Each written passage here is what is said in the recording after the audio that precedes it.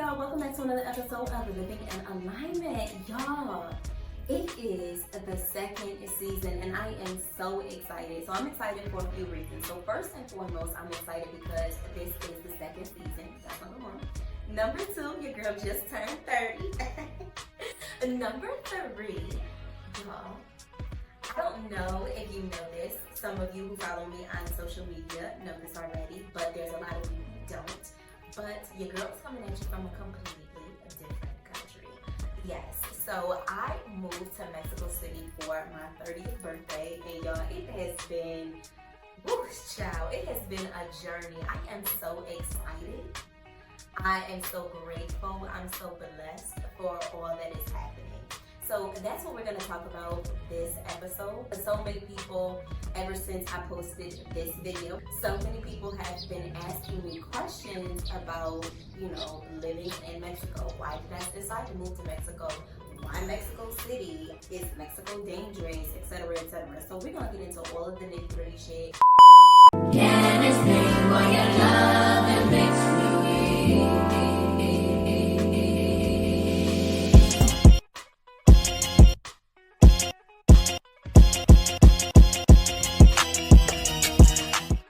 But before we get into it, y'all already know I got my candle lit. We're gonna light the sage, we're gonna set an intention, and we're gonna pull a card. The intention of this podcast today is to meet anyone and everyone who may be thinking about moving out the country. Moving out the country is a big step, and I know that there is a lot going on in America right now. There is feelings of angst around the election. There's angst around inflation. There's just angst around everything. So I'm hoping that this podcast episode meets somebody, anybody who may be thinking about moving, who is contemplating their life, who is wondering if there is something else out there for them.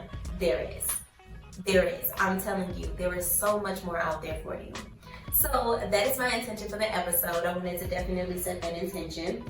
I also want to bring in positive energy into this space. Y'all already know I got the Palo Santo ready and to go. So I got the Palo Santo. I invite nothing but positive energy into this space. Oh my goodness, I'm so excited. I can't contain myself. So I invite nothing but positivity into this space. Ooh, 8 of baskets, y'all. We got 8 of baskets. Let me show y'all. 8 of baskets. I hope y'all can see that. Okay, so basket cards are all about emotions. The woman that I see, she's on a voyage. These baskets, I don't know, it's giving bag lady. It's giving, it's time to go. It's giving, pack up your bags. That's what it's giving. It's giving leaving some things behind. Like even right here, I don't know if you all can see that. Like it's giving journey. We're gonna see what Naisha has to say. So this is the Black Tarot by Naisha Williams. A woman starts down a new path, leaving behind all her baggage. What did I say? It's giving bag lady. She knows she could sit and wallow in the emotions connected to the past that haven't led to this point. It takes courage to walk away and forge a new route. Baby, this is me. You see it, y'all? Listen, the cards be knowing. At times, we have to stop and admit to ourselves that things are no longer working and are unable to be mended. Y'all, oh my gosh, I just did a whole voice note for a friend of mine who just reached out to me about things not working in America, but we'll get to that. It is not an easy decision to withdraw for someone or something that you have invested so much time, energy, love, etc. into. But acknowledge that not everything is meant to last. The 8 of baskets is about honoring what is meant for you and being able to freely say goodbye to all that no longer resonates. This is speaking to somebody because I know damn well it's speaking to me. The 8 of baskets is about honoring what is meant for you and being able to freely say goodbye to all that no longer resonates. It is the most tender-hearted of breakups that happens. While difficult, it is necessary. We cannot keep giving time, energy, and space to people and things that hurt us or hold us back. It's time to release the soul ties that are no longer serving you. So we're leaving the past behind any disappointment, all of that. And it's time to seek the truth. It's time for self-discovery. If you are in this place but you're just like, yo, I don't know, and you need some alignment, trust your gut feeling and make the changes if you have been putting off. Y'all, this is speaking to me right here because your girl put this shit off for a minute, right? Like, it's been a whole year. It was a whole year before I decided, like, yo, I'm gonna move. Like, I remember telling Monica, my therapist, that I wanted to leave the country, right? So I was like, Monica, I want to leave the country. I just don't want to be here no more. I'm so tired of this shit. And Monica was like, okay, so what's up? I wanted to leave the country, but then at the same time, your girl was like, yo, can I do this shit? Like, can I really leave the country?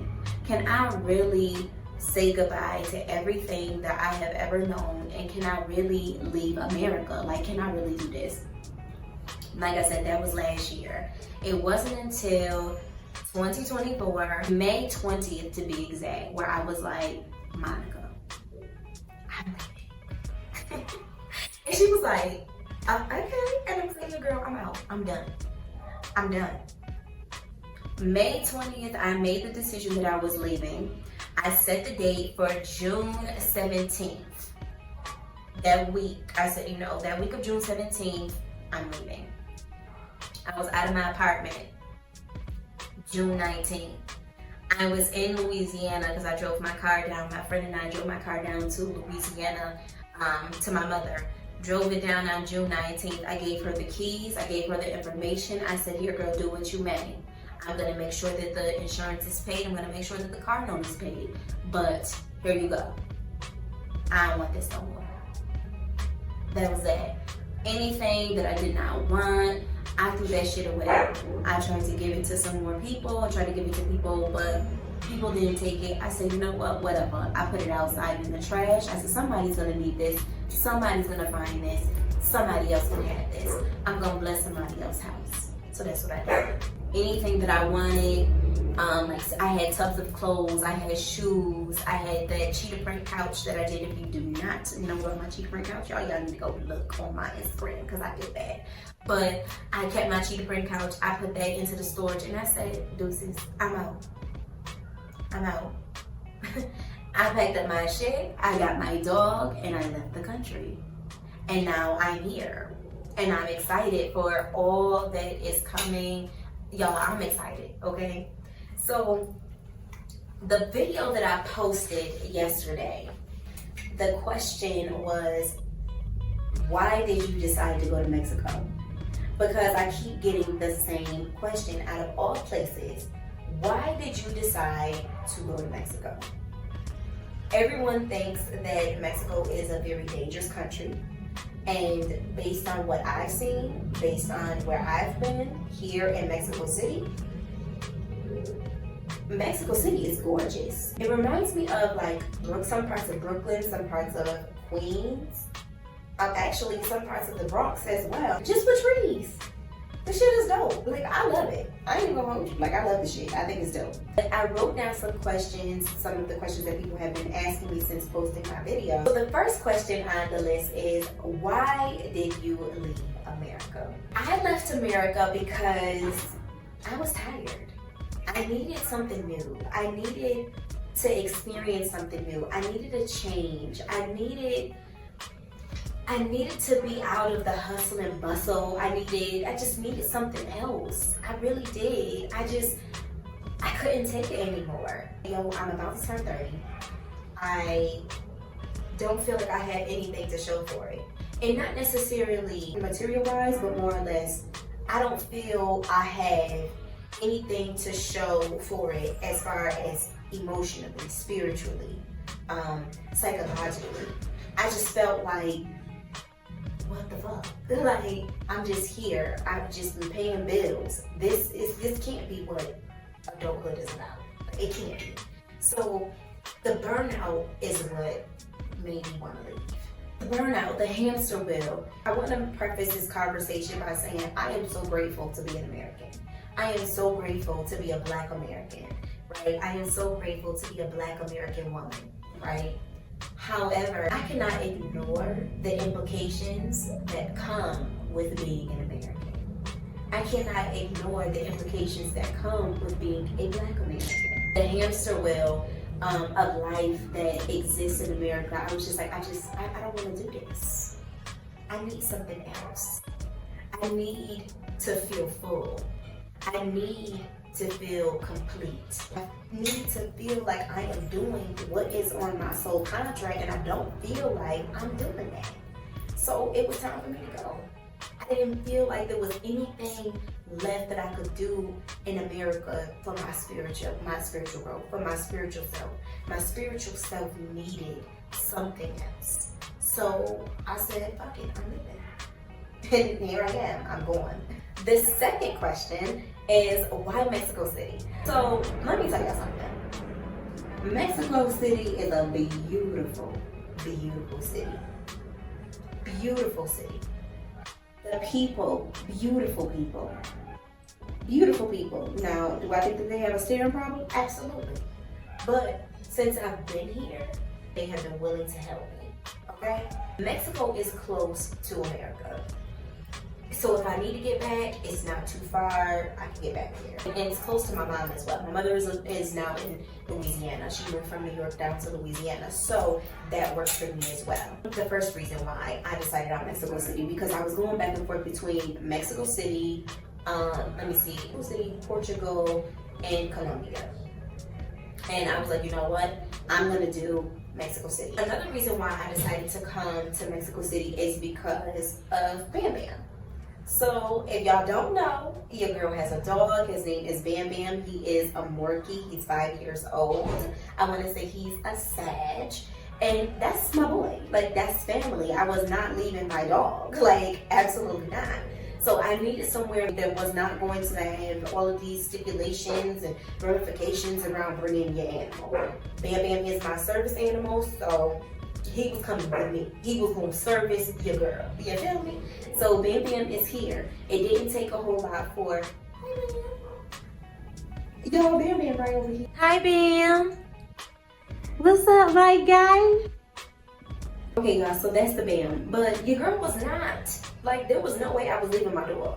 Like, absolutely the fuck not. No way. I wanted to make sure that I went to a country that allowed me to come with Bam Bam and wasn't going to have all those ramifications. So some of the other countries that I looked at, for instance, Colombia, I wouldn't have been able to bring Bam Bam back. And I wouldn't have been able to bring him back because of the rabies. I guess they got rapid rabies or something going on over there. I don't know, but Bam Bam will come with me. You feel me? So I was just like, nah. I need my dog to be able to come back. Also, Mexico City did not require a health certificate. And if y'all don't know anything about health certificates, they're expensive as fuck. I want to say the certificate alone was a $190. $190 for a piece of paper.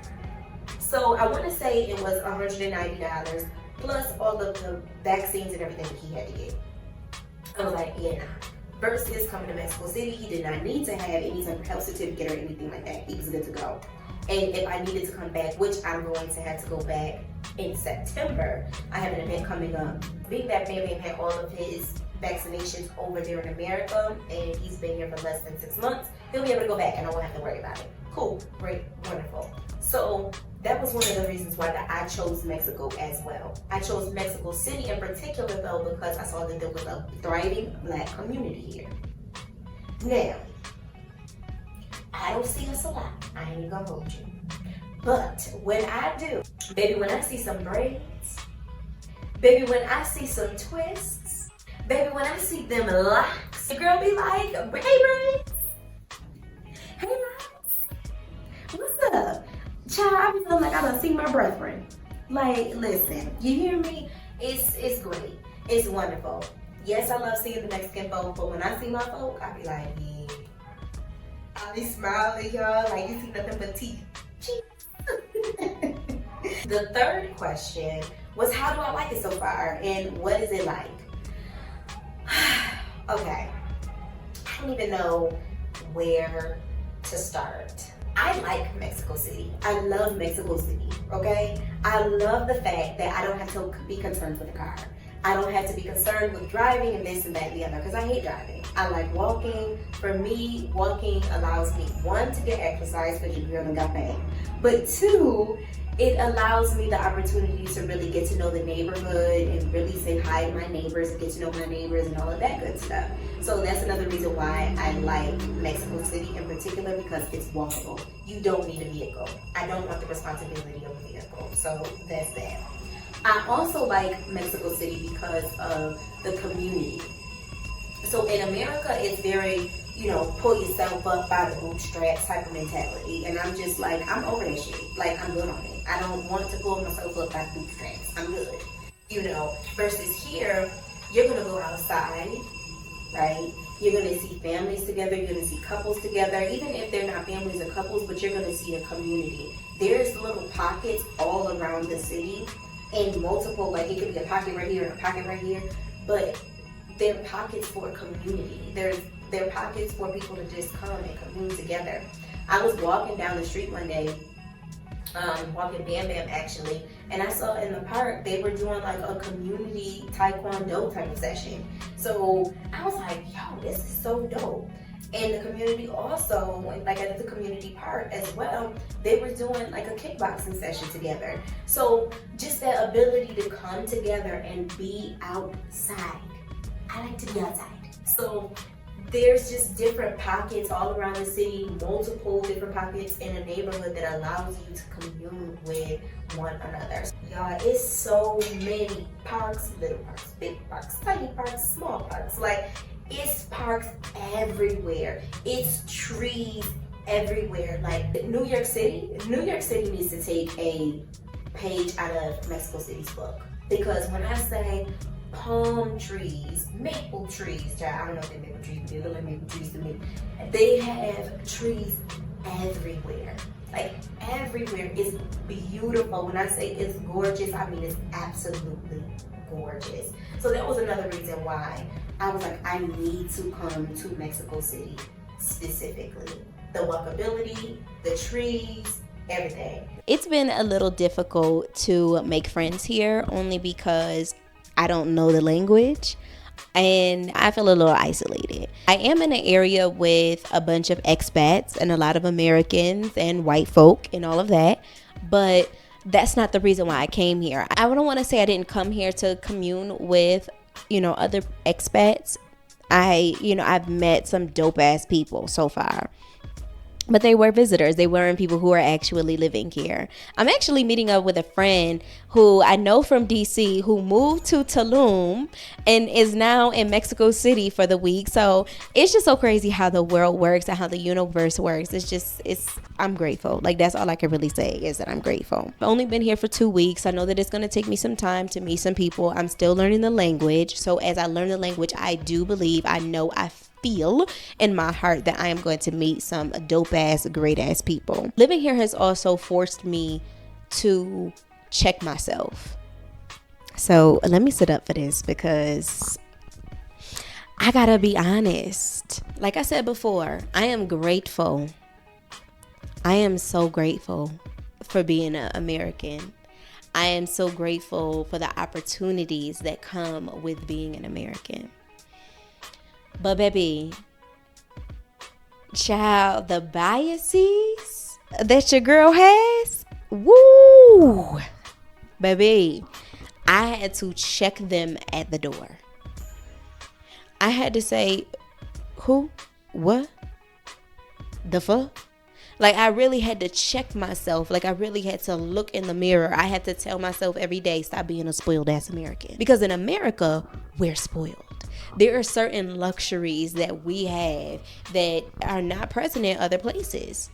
And, I had to gather myself. I had to get it together. I'll give you an example. Living in DC, living in the DMV area with those pretentious ass black folk, love my pretentious black people, but goddamn, sometimes it's just a little too much for me. I was living there, and because it's the capital, it's very political, and it bleeds into regular everyday people, even into the other cultures, right? So when I was there, I don't even know how to explain it, but when I was there, first of all, I lived in a a predominantly Latinx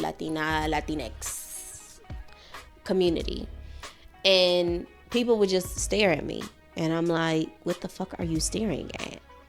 Like, what are you staring at? Like, what is wrong with you, right? And I had to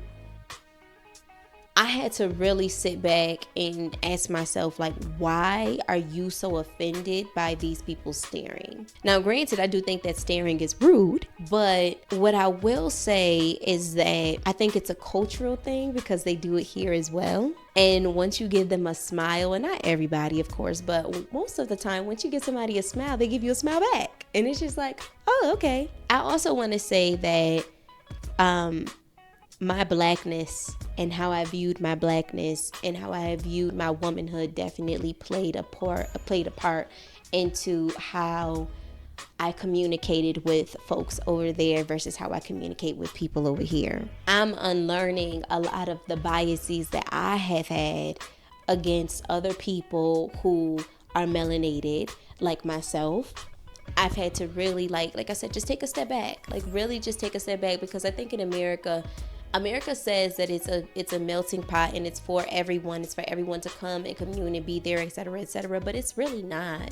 This is not collectivist at all. I really had to unlearn that. And speaking of unlearning my biases, I had to unlearn, I'm in the process, because I'm still unlearning my biases. Like, I am still stripping myself. I'm not fully healed. I am also in this space where I'm unlearning the American way of life. I had people like really asking me or just telling me about how tired they are, how burnt out they are. And I'm just like, yo, I know exactly what you mean, because I done came to this country. Soon as I hit the soil, I was like, okay, I got to do this, and this. And then when I got on the phone with Monica's like, you just got there. I need you to chill. I need you to relax. I need you to breathe. I need you to rest. Okay? It's called radical rest, y'all. Radical rest. So, you know, I just really had to unlearn the whole get a girl, get it. I'm unlearning the hamster wheel mentality, because let's keep it real. Like, America, yes, there are so many opportunities there. You can wake up tomorrow and be rich because you played the lotto, right? But in the meantime, between time while you are waiting to receive that lotto win, baby, you're working. And those bills are coming. And I'm not saying that there's not bills in Mexico City. I'm not saying that. But I'd rather pay $20 for my electricity than $150 for my electricity. You feel me? I'd rather pay $1,200 for an apartment than $1,700 for an apartment. Okay? And we're going to get into a breakdown because I want y'all to see the numbers as well. But unlearning just that American way of life, that hustle culture, that get it, girl, get it, that I always have to be doing something. I can't just sit down and rest. I'm really in the process of unlearning that. I think my nervous system is fucking shot. And speaking to a lot of people in America, I think a lot of people's nervous systems are shot. I think a lot of people need a fucking break. And a lot of us don't know what it means to break. A lot of us don't know what it means to actually sit down and watch a show. We sit down and we're watching a show and we're on our phones and we're doing this and we're doing that. We're not actually sitting down and enjoying the show. So living here is really teaching me to slow down and be a part of a community, and not only be a part of a community, but really just take a step back and breathe. Like breathe, y'all. Like, really breathe. The next thing on the list that I'm unlearning is how to decentralize race. And what do I mean by that, y'all? So in America, it seems like we are so obsessed, for lack of better words, with race. I know when I was there, I was like, she treating me like this because I'm black. She doing this because I'm black. She doing that because I'm black. She doing or she talking to me like this, or she doing because I'm black. I don't even think about my blackness here.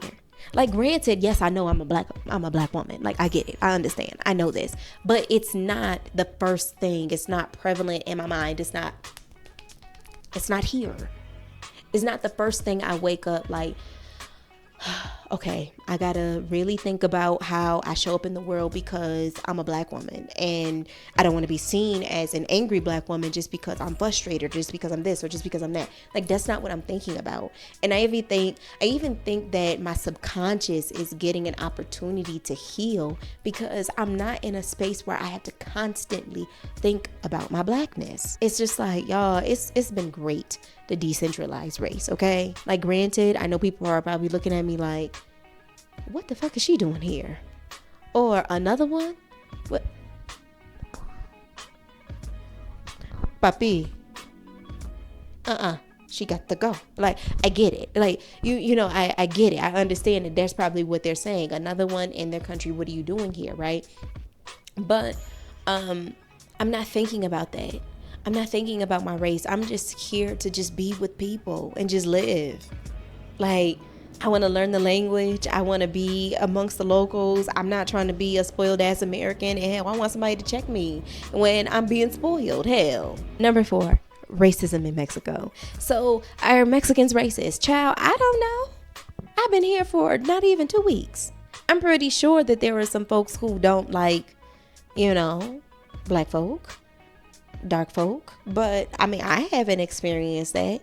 I mean, what I've experienced is a whole lot of people staring. A whole lot of people stare at me. A lot of people stare at me, especially men. Like, the women, they may stare. They'll stare. They'll stare. And then as soon as I stare back at them, they like, is she looking? Is she looking? Is she looking? Like, and then like for the men that stare at me, they might stare, and then I might smile. And then when I smile, they'll smile back, or some other ones. So it just depends. Like, it depends. But I haven't experienced racism here. I haven't experienced overt racism here. I have experienced somebody, I think they call me like morena or negra or something of the sort. And I'm like, the fuck? Like, when I went to see an apartment and I told them my name, they were like, you know, what's your name? And the way they pronounce my name out here is Hanesia. I was going to an apartment. I was actually going to look at an apartment. And he's on the phone and he's like, da da da da da da. And morena, that's what I heard. So basically what I gathered, you know, from the conversation is and mind you, I have pre-K level Spanish because that's what I remember, my pre-K Spanish. I believe he was saying like, yo, you got a black girl down here, is she supposed to be here? So, I mean, hey, it is whatever. You describing me. Hell, I am a black woman with nice full hair and baby, I'm downstairs and you trying to figure out if I'm supposed to be here or not. So I get it, but I haven't experienced overt racism. I haven't heard nobody calling me a nigger. I haven't heard nobody telling me I need to go back to my country. I don't hear the word nigga. I don't hear any of that. And I'm so happy. Along with racism, I can say that the mannerisms are different here. Like I said, people stare. Like, I'm not saying that people don't stare in America, but goddamn, people stare. Like, they be like,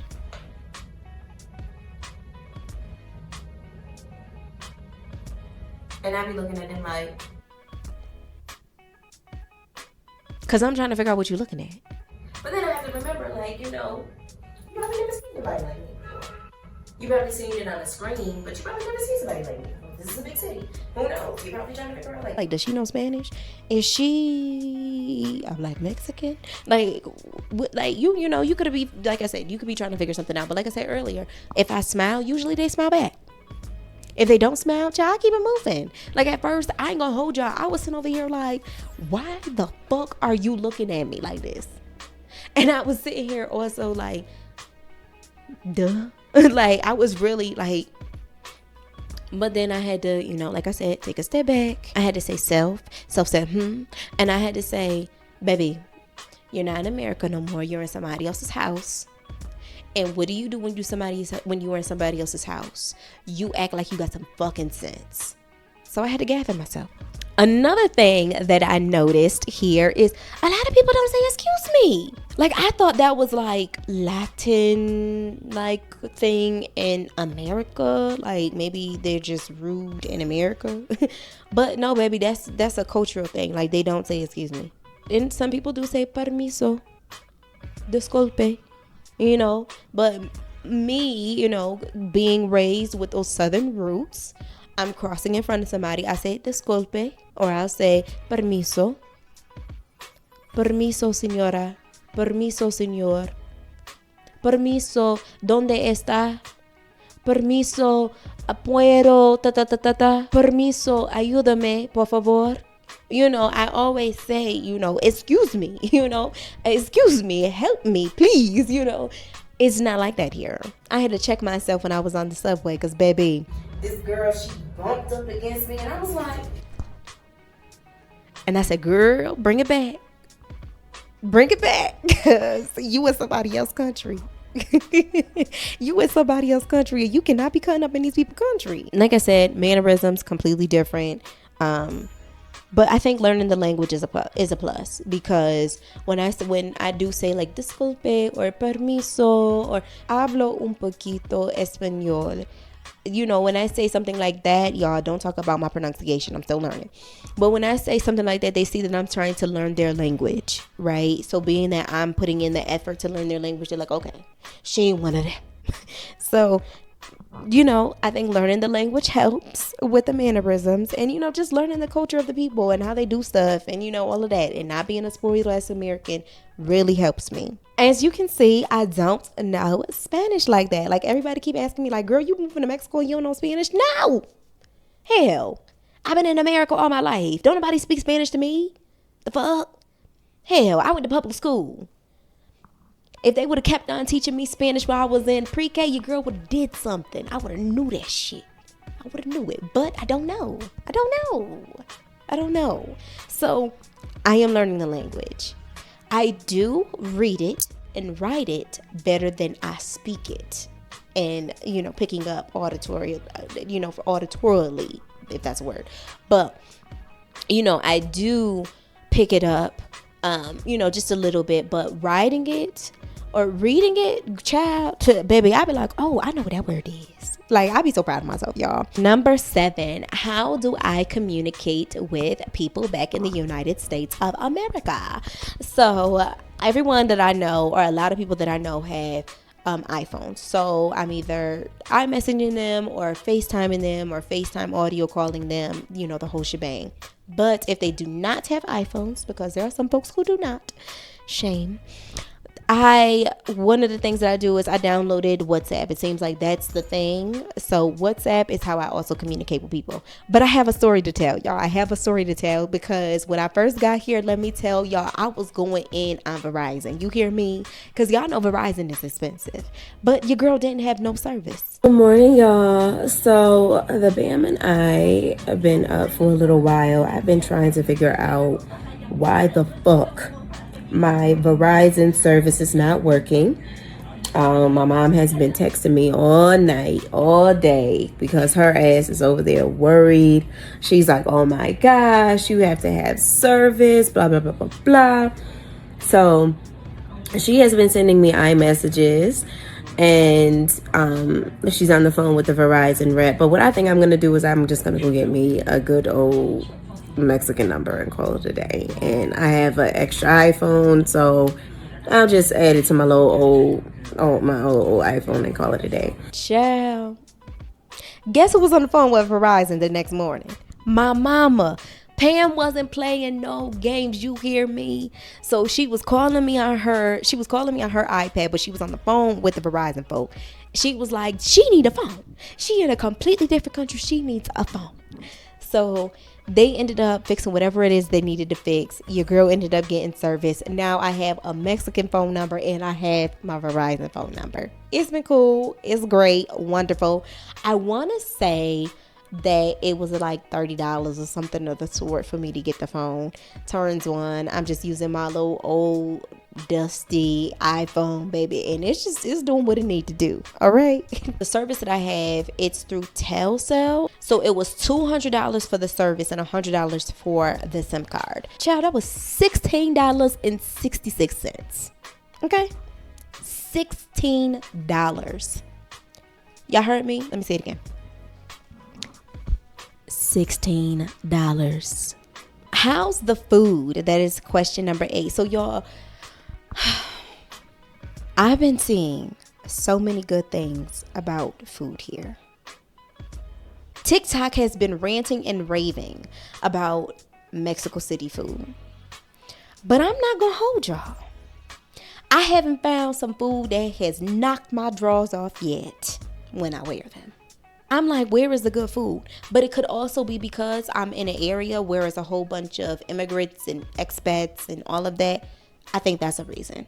Condesa, Rome Norte, where else?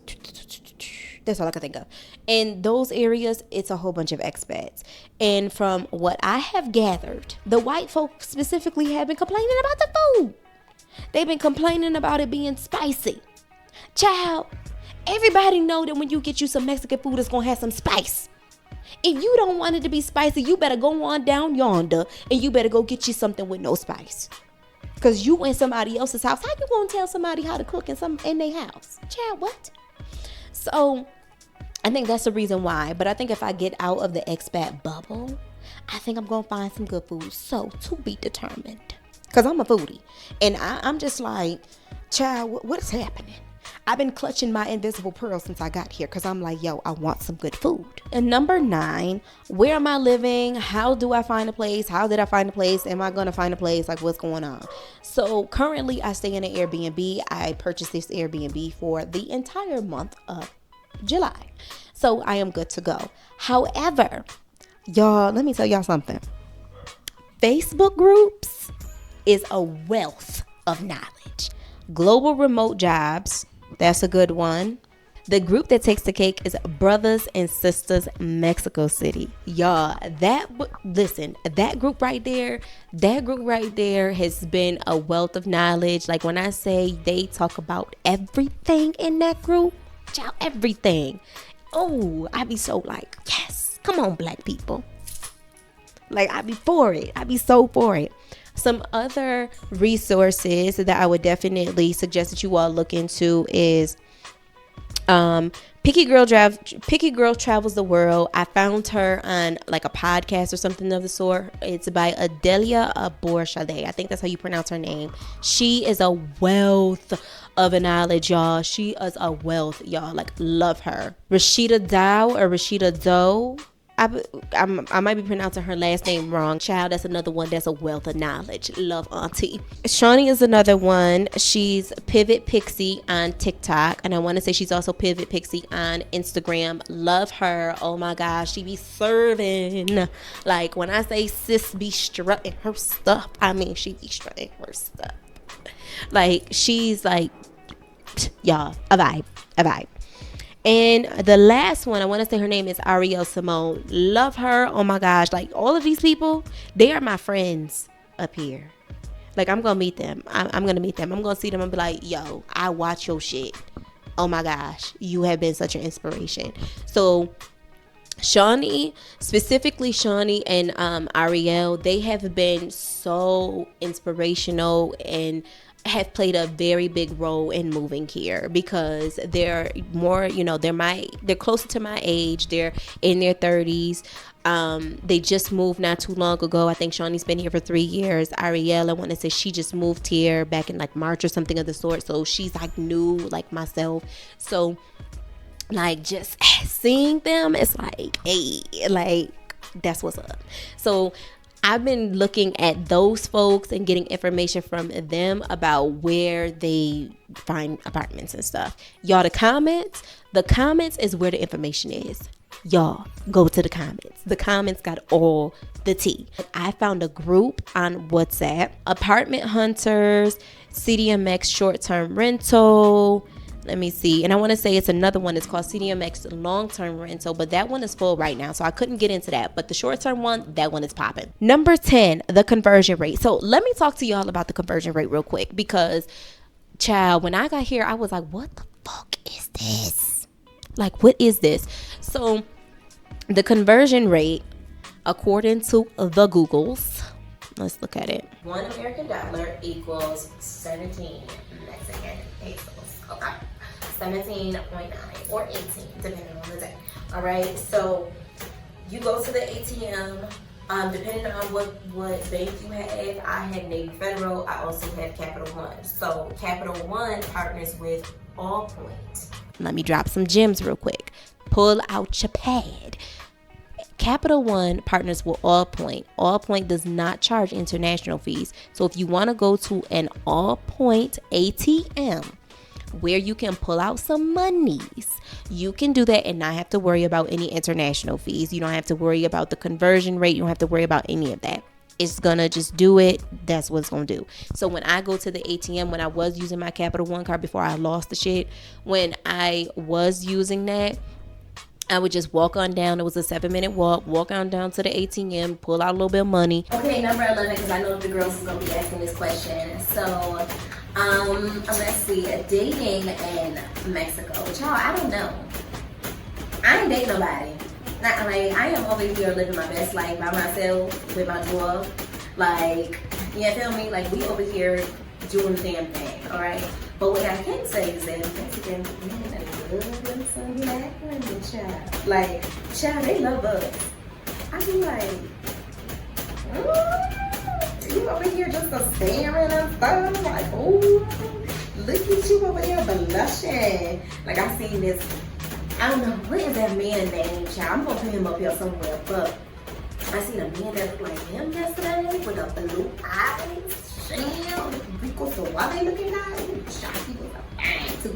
But anyway, they love us. Like, they love us. So, Mexican men love them some black women. I can't say whether or not they're good men, bad men, whatever. I don't know because I haven't dated. I've been out here just enjoying my time by myself. So someone asked me what has been the spiritual effects of me moving to Mexico City.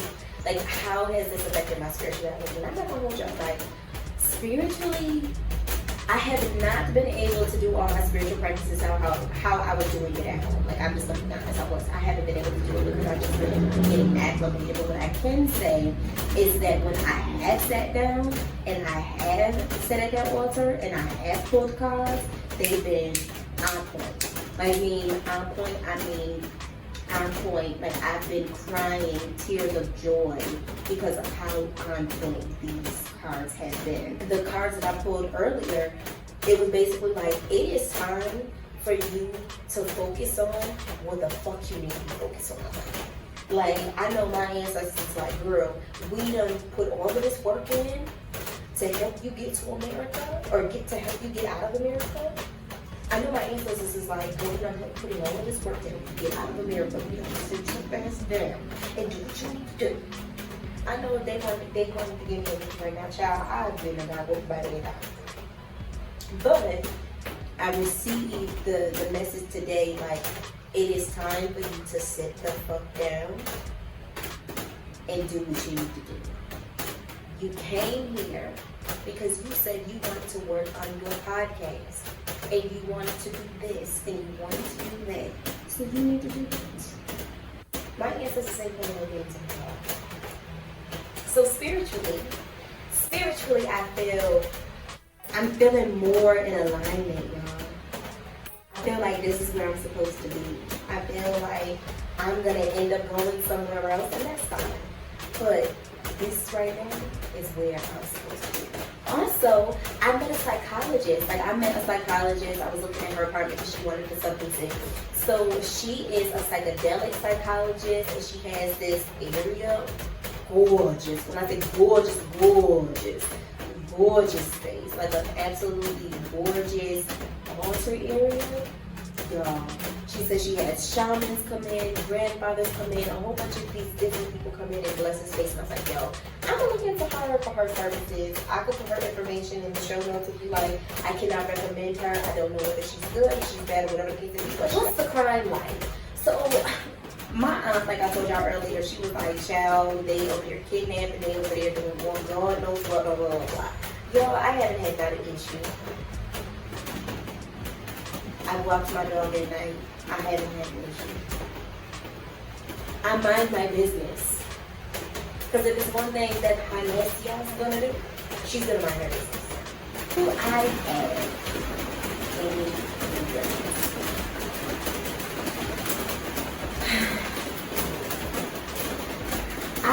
regret.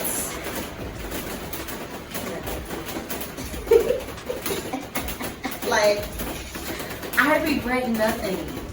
I am so happy that I moved to this country. I am so happy that I took the leap and I believed in myself enough to give myself this experience. I'm last but not least, because everyone keeps asking me this question.